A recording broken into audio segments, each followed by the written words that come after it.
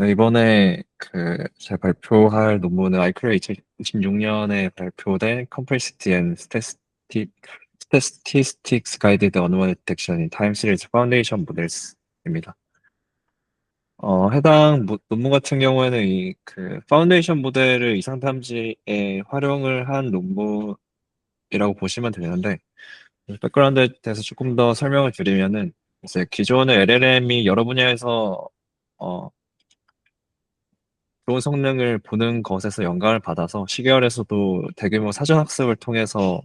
시계 예측에서 강력한 성능을 보이는 그런 파운데이션 모델에 대한 연구가 이루어졌고, 관련해서 모멘트 플러스 VRI 타임 MOE 같은 여러 가지 소타 모델들이 다수 공개되고 지금도 자주 사용이 돼서 연구가 이루어지고 있습니다. 근데 이 타임시드 파운데이션 모델 같은 경우에는 기존에 거의 예측 중심으로만 사전 학습이 되고 학습이 되었기 때문에 아직까지 시계 이상 탐지 분야에 대해서는 아직까지도 미탐구 영역으로 남아 있습니다. 그리고 이상 탐지의 경우에는 뭐 예측을 통해서 이상 탐지를 한다던가 아니면 통계적 방식 그리고 재구성 기반 방식으로 이상 탐지를 하는 부류로 이렇게 나눠지는데 거의 현재 주류로 여겨지는 방법은 이렇게 재구성 기반으로 이상 탐지하는 방법으로 먼저 정상 데이터를 활용을 해서 인코더, 디코더 형식으로 정상 패턴을 재구성하도록 학습을 해서 정상 데이터만 가지고 학습을 했으니까 이제 실제 테스트 셋에서 이상이 포함되어 있으면은 그 이상 패턴의 경우에는 잘 하지 못하니까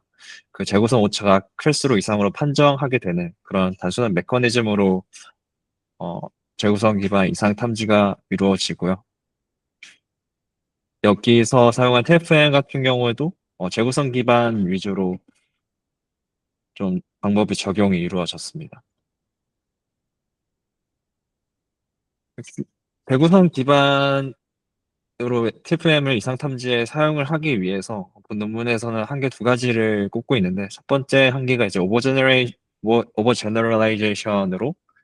어, 이거는 기존에서도 많이 좀 연구가 이루어진 부분인데 옛날과 다르게 모델이 점점 발전하고 캐패시티가 높아짐에 따라서 정상 데이터만 가지고 학습을 했음에도 불구하고 이상 데이터를 재구성을 잘 하게 되는 모델 자체의 성능이 학습을 하지 않은 이상 패턴까지도 잘 재구성을 하게 되니까 그 기본 재구성 이상 탐지 메커니즘 자체를 아예 뛰어넘어 버리는 그래서 이상이 잘 복원이 돼서 그걸 가지고 이상 탐지를 할 수 없게 되는 그런 문제가 존재했는데 그래서 그런 부분을 완화하고자 여러 가지 방법론들이 연구가 되었지만, 본 논문에서는 그런 모델 용량 자체가 문제가 아니라, 사실 데이터 복잡도가 그 직접적인 병목이었다.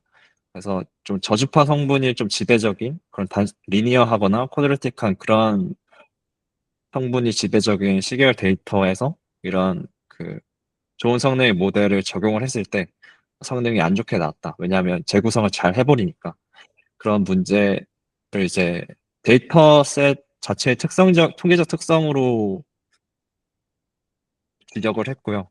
그리고 추가적으로 시결 예측 같은 경우에는 기본적으로 지금 거의 정설로 쓰이는 게 인스턴스 단위의 노멀리제이션을 통해서 평균과 분산을 제거하는 게 예측에 도움이 된다이지만 실제 이상 탐지 같은 경우에는 이러한 평균과 분산 자체의 변화 정보가 굉장히 중요한데 그것 자체만으로 이상식으로 동작을 하기 때문에 근데 이렇게 인스턴스 노멀라이제이션을 하게 되면 그 정보가 사라져서 평균과 분산이 급격하게 바뀌어도 복원할 방법이 없어서 그러한 문제점이 존재했다입니다. 그래서 TFM을 그대로 이상탐지에 가져다 쓰는 것만으로는 부족하고 이런 데이터 특성에 맞춘 여러 가지 보정이 필요해서 그 보정 방법을 논문에서 CA랑 모멘트 스탯이라는 모멘트 모델의 변형으로 해결을 하고자 하고 있습니다. 어, 관련 연구 섹션에서는 주로 오버 제너럴라이제이션 부분에서의 뭐 여러 가지 논문에서의 완화 시도에 대해서 좀 중점적으로 다루었는데 어,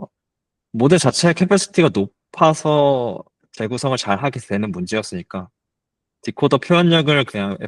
플레이 커넥티드 레이어 한 개층으로 줄이는 방식으로 그 문제점을 해결을 하려고 했지만 어, 사라지지 않았고요. 메모리 기반으로 하는 방법에서도 이제 파운데이션 모델 같은 경우는 기본적으로 굉장히 많은 소스가 학습에 필요한데 기본적으로 재학습이 필요하기 때문에 이런 TFM에는 적합하지 않다. 그리고 합성 이상 데이터셋을 여러 가지 만들어서 컨시더러티브 러닝을 통해서 하는 방법도 이 이상 탐지 데이터 벤치마크의 경우에는 벤치마크마다 너무 특성이 천차만별이어서 아무리 합성 이상 데이터셋을 잘 만들어낸다고 하더라도 좀 포괄적으로 잘 동작하는 의미 있는 학성이 어렵다라는 점, 그런 한계가 있고 보조 스코어를 추가를 하는 경우에도 어쨌거나 보조 스코어를 추가를 하는 방식 대부분의 경우에는 그 보조 스코어 결합 가중치에 대해서 센시티비티가 존재하기 때문에 그런 한계를 본 논문에서는 통계 모델 점수를 보조 스코어를 사용을 하지만 그 결합 가중치를 데이터 특성 단에서 자동으로 결정하는 방식으로 위의 문제점을 해결한다고 주장을 하고 있습니다. 그래서 본 논문이 사용한 TFM 모델 같은 경우에는 여러 가지 소타 모델 중에서 가중치가 공개되어 있고 좀 특이하게 이상 탐지에 대해서도 학습이 되어 있는 지원이 되어 있는 모멘트를 주요하게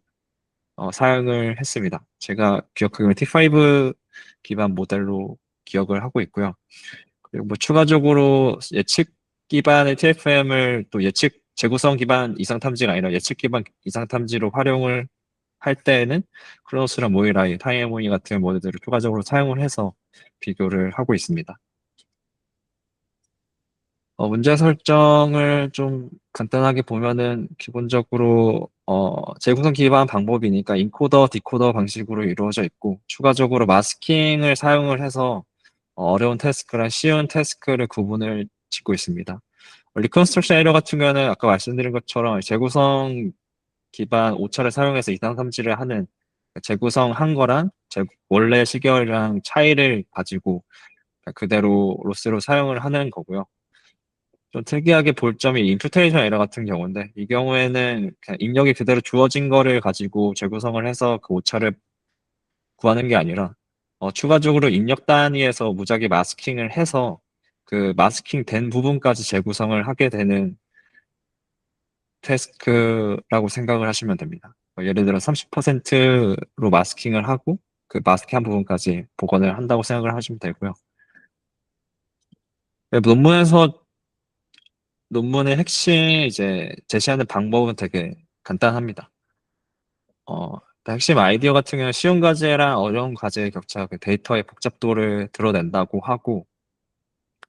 그렇게 정의를 했으므로 이제 아까 말씀드린 어려운 태스크랑 쉬운 태스크에 해당되는 임퓨테이션 로스랑 리컨스트럭션 로스의 차를 가지고 복잡도를 정의를 하고 모델이 훨씬 더 어려워할수록 그 데이터셋 안에 복잡하고 예측 불가능한 패턴을 가지고 있다라는 좀 단순한 가정에서 시작을 합니다. 그래서 위에 복잡도의 추가로 데이터셋 간의 그런 로스의 스케일 차이가 존재하니까 컨트롤 트랜스폼을 적용해서 그걸 결합 가중치로 그 사용을 하는 최종 복잡도라고 생각을 하시면 되고 그래서 아까 말씀드린 것처럼 그 여기서는 그 복잡한 데이터셋 같은 경우에는 CPM이 잘 하고 그 복잡도가 없는 좀 단순한 데이터셋 같은 경우에는 TFM이 잘 동작하지 않는다고 하니까 그 단순한 데이터셋의 경우, 그러니까 복잡도가 낮은 데이터셋의 경우에는 단순한 통계 기반의 모델을 보조 지표로 사용을 해서 최종 스코어를 결합하는 방식입니다. 그래서 알파가 아까 말씀드린 복잡도니까 알파가 0에서 1 사이에서 1로 갈수록 더 복잡한 데이터셋이니까 당연하게 TFM 단독으로 사용되는 쪽으로 흘러가고 알파가 0이면은 TFM 스코어를 거의 사용하지 않고 통계 모델만 단독으로 사용하게 되는 그런 스코어링 앙상블 방법이라고 생각을 하시면 됩니다. 그렇게 한 이런 방법에서 그 복잡도 관련해서 그냥 단순하게 그 임퓨테이션 로스랑 그 리컨스트럭션 에러가 어떻게 그 통계적 데이터셋 자체의 통계적 특성이랑 어떻게 맞물리는지에 대한 그 빈칸이 있어서 그 부분을 이론적 유도랑 증명을 통해서 설명을 좀 길게 하고 있는데요. 그런 부분에서 조금 다 설명드릴 수는 없고 좀 핵심이 되는 부분만 설명을 드리면은 일단 주파수 단위에서 먼저 분석을 했습니다. 근데 이 주파수가 그 프레 트랜스폼 같은 딱 주파수 하나 그 여러 가지에 대응하는 걸로 분석을 하지 않았고 웨이블릿으로 여러 스케일에 해당되는 웨이블릿을 사용해서 주파수 성분이 얼마나 가지고 있는지를 분석을 했습니다. 어, 여기서는 HAR 웨이블릿을 사용을 했는데 그 웨이블릿을 트랜스폼을 사용을 하게 되면은 어느 정도 그 올소고놀한 베이시스로 분해가 되기 때문에 그렇게 사용을 했다고 볼 수 있고 최종적으로 뭐 이론적으로는 뭐 임프테이션 로스랑 리컨스트럭션 에러의 차가 이런 그 스케일 K에 포함된 웨이블릿 에너지와 그 BK라는 개수의 가중합으로 근사가 된다라고 합니다. 그래서 중요한 게 이 BK 부분인데 BK는 또 이제 AK 오른쪽의 수식으로 또 근사가 되는데 각 변수가 의미하는 바가 AK 같은 경우는 마스킹을 하게 되었을 때 스케일 K의 웨이블릿이 그 마스킹 안에 얼마나 잘 들어가게 되는지인데 고주파일수록 그 변화가 국소적이고 빠르게 변화하니까 마스킹을 통해서 포인트가 사라졌을 때 고주파일수록 그 웨이블릿이 그 마스킹된 포인트 안에 마스킹된 구간 안에 들어갈 확률이 높아지니까 90%로 갈수록 AK가 올라간다고 생각을 하시면 되고요. 그리고 UK보다 LK가 이제 그 똑같이 임퓨테이션을 한 인력이 들어왔을 때 주변 맥락을 가지고 재구성을 얼마나 하기 어려운지에 해당하는데 동일한 이유로 이 경우도 어, 고주파로 갈수록 감소하게 되므로 더 어려워지게 되므로 LK 줄어들고 AK 커지니까 고주파로 갈수록 BK가 커지고 따라서 이 가중하업으로 되어 있을 때 그 고주파 성분에 해당되는 부분에 더 큰 가중치가 부여가 되니까 고주파에 해당되는 성분이 많은 데이터셋 같은 경우에는 더 복잡하다고 볼 수 있다. 그래서 아까 말한 임퓨테이션 로스나 리컨스트럭션 로스를 복잡도로 그 데이터의 통계적 특성이랑 통계적 고주파 특성이랑 연관을 지을 수 있다라고도 그 여러 가지 제가 보기에는 좀 음, 비약에 가까운 여러 가지 과정도 사용을 하긴 했는데 이론적으로는 그렇게 설명을 하고 있고요. 두 번째로 그 그레디언트 관련해서도 또 고주파 특성 연관점을 확인을 할 수가 있는데 기본적으로 사용하는 과정이 정상 데이터를 사용을 해서 그 모델의 그 디코더를 업데이트를 할 때 정상 데이터랑 이상 데이터 간의 각 학습 그레디언트가 정렬되지 않는다고 일단 가정을 하기 때문에 한 스텝, 그러니까 한 에포크로 이렇게 학습을 하게 될 때 그 정상 데이터로 학습을 한 모델의 그레디언트 차이가 그 정상 데이터로만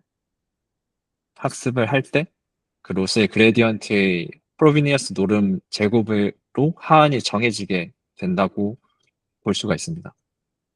그리고 이 경우에는 그 정상 데이터 경우에는 모델 자체가 고주파 특성에 대해서 조금 더 어, 학습을 하기 위해서 더 많은 그레디언트 변화가 이루어진다라는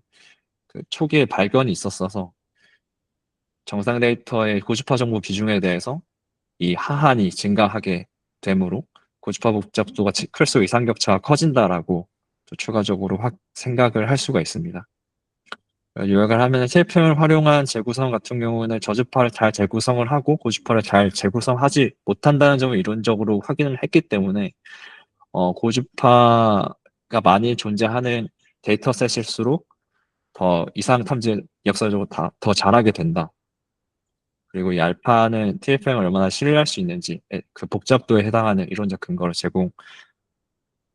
하는 섹션이라고 볼 수 있습니다. 저거 아까 말씀드렸던 그 인스턴스 노멀리제이션에서의 통계적 특성이 사라지는 부분을 또 추가적으로 뭐 실제로 사라진다라는 거 이론적으로 확인을 했고, 그 부분을 해결하기 위해서 모멘트라는 기본 모델에다가 단순하게 디코더 단위에서 그 통계량을 그냥 피처, 피처 단위에서 콘캣을 하는 방식으로 간단하게 해결을 하고 있습니다. 그래서 이 통계량이 바뀌었다는 점을 모델 자체가 입력으로 받을 수 있기 때문에 인지를 할 수 있고요. 추가적으로 뭐 재학습을 하지 않을 수 있어서 추가 비용이 거의 없다. 다른 TFL도 손쉽게 전이가 가능한 부분이다. 라고 설명을 하고 있습니다. 실험 데이터셋 같은 경우는 TSB-AD 벤치마크 데이터셋에서 단별량 데이터셋이랑 다별량 데이터셋 일부를 사용을 했고, 어, 아무래도 재구성 기반 방법이니까 학습 단위에서는 학습 데이터를 사용을 해서 만들어야 되기 때문에 만들어야 하고, 일반적으로 다른 연구에서 확인을 한 부분이 그 이상의 경우에는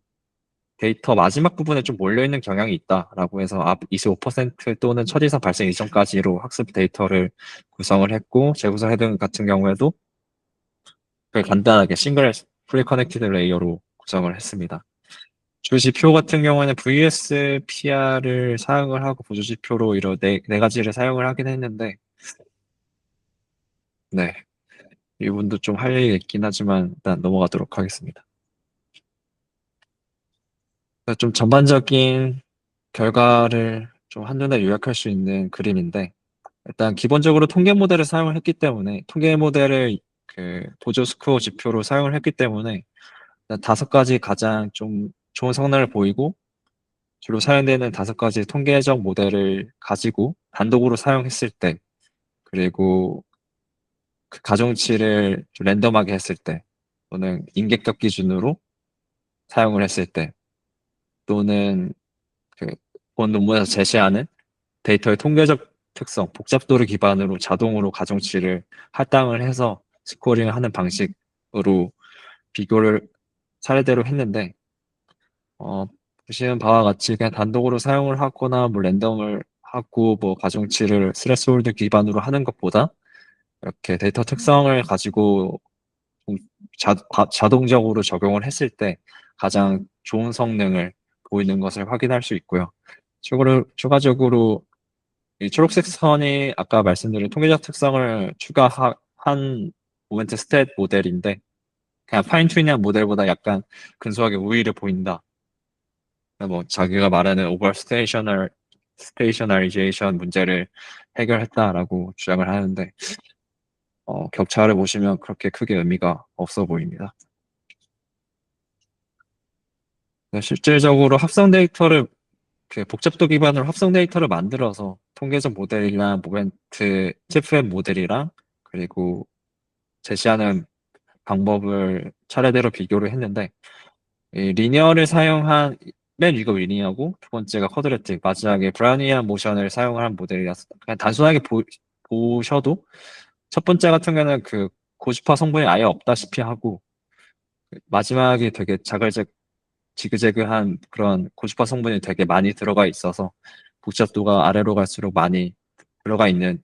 시결 데이터셋이라고 생각을 할 수 있습니다. 그래서 실제적으로 보면 TFM을 보면은 리니어 모델이 되게 간단한데 이 간단한 모델조차도 재구성을 잘 하지 못하는, 그러니까 이상과 정상 데이터를 잘 구분하지 못하는 모습을 보이고, 통계적 모델 같은 경우에는 잘 스코어링을 잘 구분해서 하고 있고, 아래로 갈수록 고주파 성분 같은 경우는 오히려 리니어랑 다르게 TFM 모델이 되게 잘 구분을 하고 있고, 반대로 통계적 모델은 구분을 하지 못하는 모습. 어, 복잡도랑 관계없이 제안하는 모델은 모두 가장 좋은 분류 성능을 보이고 있다는 점을 가지고 여기서 제시하는 방법의 정당성, 문제의식을 어, 증명을 하고 있습니다. 다음은 이제 그 아까 말씀드린 그 모멘트 스탯의 이 초록색 선과 파란색 부분 선에 해당되는 부분인데 그렇게 차이가 없어서 그렇게 주요 기여도 아닌라고 생각이 들어서 그냥 개선이 좀 있었다. 파인 튜닝보다 있었지만 단순 통계적 모델보다는 없었다. 그래서 통계적 모델과의 앙상블이 필요하다. 단순 그 정도의 주장이고요. 이 경우에는 그런 가중치를 여러 가지로 변형을 함에도 불구하고 실질적으로는 동적으로 복잡도 기반으로 동적으로 결합 가중치를 할당을 하는 게 가장 좋은 성능을 보인다. 랭크 체인지 같은 경우도 되게 큰 랭크 체인지 개선을 확인할 수 있었다. 다만 서버 HCO VOS 같은 모델 같은 경우에는 알파를 1로 했을 때, TPM만을 사용했을 때 가장 좋은 성능을 보이고, 제한 동적인 가중치 방법이 좋지 않은 성능을 보이는데, 이 경우에는 통계 모델 자체가 애초에 너무 안 좋은 성능을 가지고 있어서 그냥 TFM만 사용을 하는 게 좋은 경우다라는 식으로 예를 설명을 하고 있습니다. 그리고 여기서 말하는 복잡도 기반으로 한 것뿐만 아니라 여러 가지 다른 논문에서 제안한 복잡도 측정 방식을 사용을 해서 그걸 가중치로 사용을 하기도 했는데 결과적으로 본 논문의 방법이 가장 좋았다. 그리고 막 아까 말씀드린 뭐그 스레스홀드 기반으로 한 경우에 CAS인데 그것보다는 역시 본 논문이 가장 좋았다. 그리고 이것도 약간 주요 핵심 내용이랑 좀 동떨어진 부분인데 기존의 재구성 기반 방법뿐만 아니라 예측 기반의 이상 탐지 모델 방법들도 여러 가지 존재를 하는데 재구성 모델이 주요하게 요즘 들어서 다뤄지고 있던 이유는 어, 이상 탐지의 경우에는 예측을 하기 굉장히 어려운 특성을 가지고 있었어서 안 좋은 성능을 보였기 때문에 그쪽으로 연구가 쏠렸는데 그 문제가 사실 지금 예측 모델 자체의 성능이 증가하는 영구적으로 어떤 진전이 계속 있어 왔기 때문에 좋은 성능의 예측 모델을 사용을 하게 되면은 이상 탐지에서도 좋은 성능을 보일 것이다 라는 부분을 이제 TFM 모델을 사용을 해서 예측 기반의 TFM 모델을 사용을 해서 확인을 한 결과 실질적으로 예측 오차가 줄어들수록 이상 탐지를 더 잘하게 되는 선형적인 관계를 확인을 할 수가 있었습니다. 그래서 재구성 기반 방법뿐만 아니라 예측 기반에서도 이러한 TFM 모델을 충분히 사용을 할 수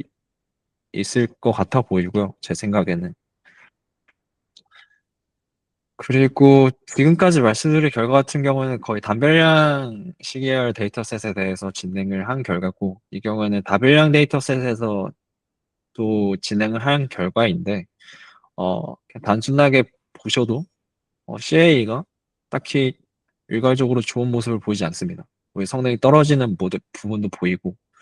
단순하게 데이터 특성 자체의 복잡도만을 가지고 했으면은 사실 채널 독립을 하지 않았든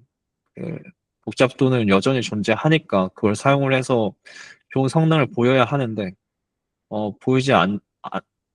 않고 있고 그런 부분에 대해서 직접적으로 설명을 하지 않고 그냥 모멘트 자체가 채널 독립을 가정을 해서 만든 모델이 아니라서 이런 채널 간의 관계가 중요한 데이터셋 같은 경우에는 좋은 성능을 보이지 못하고 있다라고 주장을 하고 있는데 어, 되게 반박이 빈약합니다. 그래서 이게 정말 실효적인 방법인지, 접근법인지는 좀 이 부분에서 많이 회의적인데, 근데 이 부분은 그 정식 메인 리조트가 아니고, 그 리프탈 단계에서 좀 아주 약하게 실험적으로 지적을 받아서 추가적으로 실험한 내용이라서 이런 모습을 보이는 것 같기도 하고요. 그리고 뭐 추가적으로 예측 기반 모델이랑 비교를 했을 때도 어, 이상하게도 예측 기반 모델이 더 좋은 성능을 보이고 있습니다. 재구성 기반 방법보다. 다별양 이산 탐지 같은 경우에는. 그리고 모이라의 베이스 경우에서도, 다른, 어, 단별량 가정에서의 TFM 모델들보다 성능이 낮음에도 불구하고 어떤 개선이 있었다는 이유만으로 다별량에서는 차량과 관계를, 활용하는 편이 좋다라고 하는데, 그 부분도 굉장히 설득력이 약하고요. 그래서 요약을 하자면은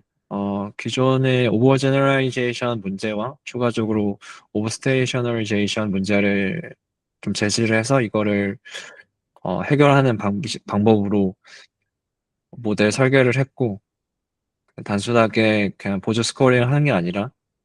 데이터 통계적 특성 단위에서 복잡도를 산출하고 이론적으로 증명을